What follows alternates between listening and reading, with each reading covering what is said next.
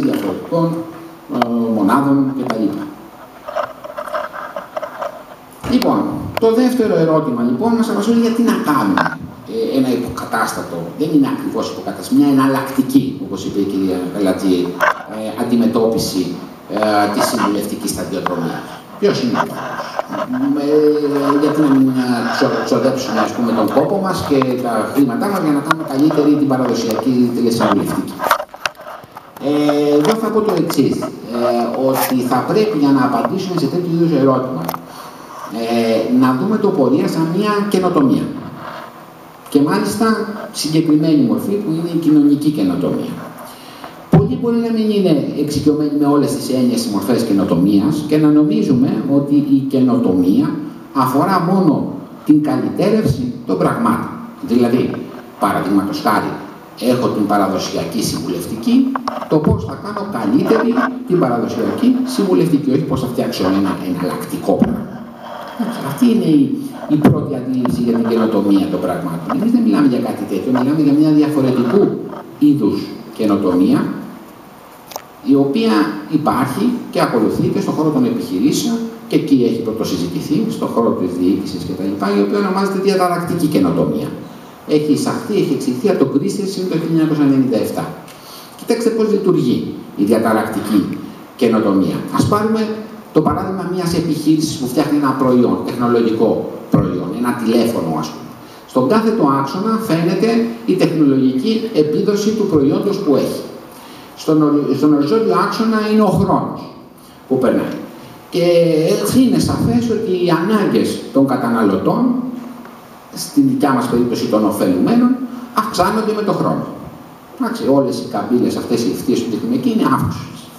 Λοιπόν, όμως, οι ανάγκες αυτές δεν είναι πάρα πολύ συγκεκριμένες. Έχουν ένα εύρος, έχουν ένα φάσμα. Δηλαδή, πολλοί διαφοροποιούνται όσο τι ζητάνε ακριβώς προστρέχοντας σε ένα προϊόν, εδώ σε μια υπηρεσία.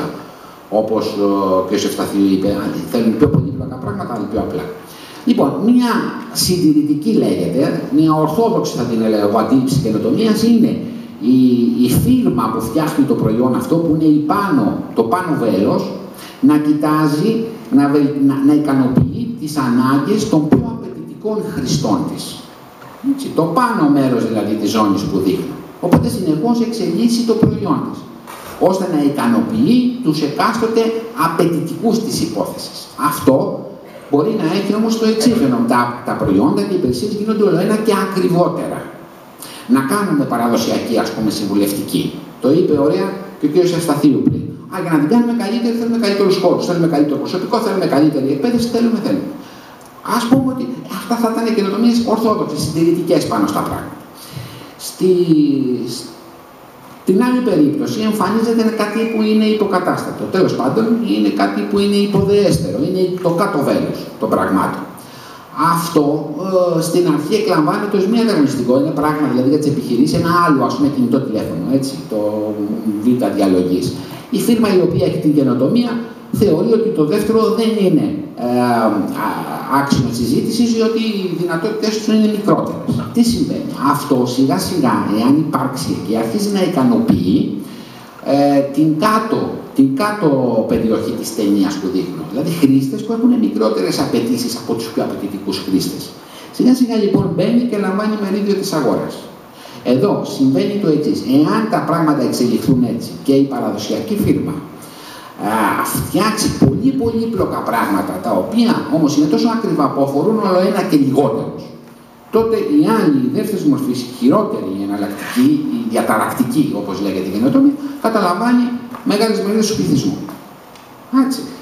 Αυτό είναι ένα φαινόμενο που το προσέχουν πάρα πολλοί επιχειρήσεις σήμερα να το δουν. Είναι μια μορφή καινοτομίας που όμως στην δικιά μας περίπτωση θέλουμε να το συζητήσουμε λίγο αυτό σε σχέση με την κρίση. Η κρίση τι κάνει? Όλο ένα και μεγαλύτερους μερίδες του πληθυσμού τις καθιστά μη ικανές να απολάβουν διάφορες υπηρεσίες, προϊόντα κτλ. Μειώνονται οι οικονομικοί πόροι, μειώνεται ο χρόνος, χαλάει και η ψυχολογική κατάσταση του πληθυσμού, δεν είναι μόνο θέμα πόρων πάντα. Λοιπόν, τι πρέπει να κάνει κανένας σε μια περίοδο κρίσης? σε μια πρώτη προσέγγιση να ακολουθήσει τις αρχές της ωφελημιστικής ηθικής. Ο ωφελημισμός είναι προσέγγιση φιλοσοφική του 19ου αιώνα από τον Τζον Στούαρτ Μιλ, ο οποίος απλά λέει ότι τείνουμε να κάνουμε το μεγαλύτερο καλό για όσο το δυνατόν περισσότερους ανθρώπους. Αυτή είναι η αρχή του ωφελημισμού. Αν λοιπόν κάποιος πάρει αυτές τις υπηρεσίες και τις δει σαν καινοτομία, αλλά η καινοτομία αυτή δεν παράγει μόνο αξία καθεαυτή για το αντικείμενο, αλλά κάνει και αξία κοινωνική, αυτές λέγονται κοινωνικές καινοτομίες. Και στην περίπτωση αυτή η διαταρακτική καινοτομία, ο Κρίστης την ονομάζει με μια διαφορετικό όρο που λέγεται καταλυτική καινοτομία. Να φέρω ένα παράδειγμα να γίνω πιο σαφή. Στην Αμερική, ας πούμε, που ετέθηκε το ζήτημα ιατρικής περίθαλψης σε πρώτες βοήθειες, σε απλά περιστατικά, δημιουργήθηκαν κλινικές οι οποίες παρήχαν ιατρικές υπηρεσίες από νοσοκόμους. Τι γινόταν εκεί? Οι νοσοκόμες ήταν τα καλύτερα, γιατί οπωσδήποτε μπορούσαν να θεραπεύουν ασθενείς κτλ. Και πολλοί ασθενείς οι οποίοι δεν είχαν την οικονομική δυνατότητα για τις υψηλές υπηρεσίες της ιατρικής εξειδικευμένα κέντρα, προσέτρεχαν σε αυτό και έμεναν ικανοποιημένοι, γιατί πράγματι τα προβλήματα που είχαν ήταν απλά και επιλύονται κτλ. Αυτό είναι κλασικό παράδειγμα που χρησιμοποίησε ο Κρίστης στη συζήτηση καταλυτικής καινοτομίας. Υπάρχουν όμως πάρα πολλά παραδείγματα σήμερα και πάρα πολλές προτάσεις για τέτοια πράγματα, όπως για παράδειγμα ότι στην υποσαχάρια Αφρική θα μπορούσαν να αξιοποιηθούν γεννόσιμα φάρμακα ή και άλλου είδους καινοτομίες τέτοιου τύπου για κοινωνικά προβλήματα που λέγονται καταλυτικές. Εμείς πιστεύουμε δηλαδή ότι η χρήση της τηλεβουλευτικής θεωρητικά, με θεωρητικό πλαίσιο, πρέπει να ενιωθεί σαν ενός τύπου κοινωνική, καταλυτική καινοτομία. Τι θα ήθελα να σημειώσω κλείνοντας την παρουσίαση αυτή, ότι στο Γραφείο Διασύνδεσης του Πανεπιστημίου Αθηνών αναπτύσσουμε αυτή τη νέα υπηρεσία τηλεσυμβουλευτικής.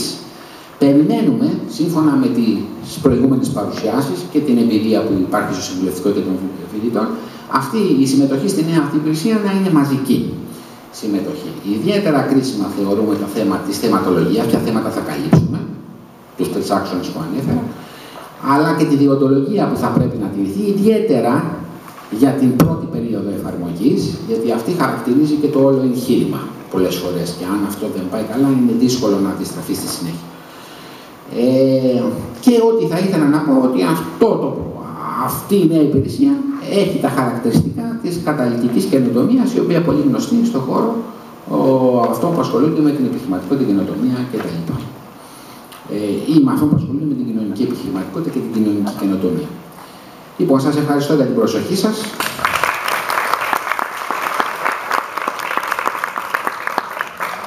Ευχαριστούμε πολύ για το αισιόδοξο μήνυμα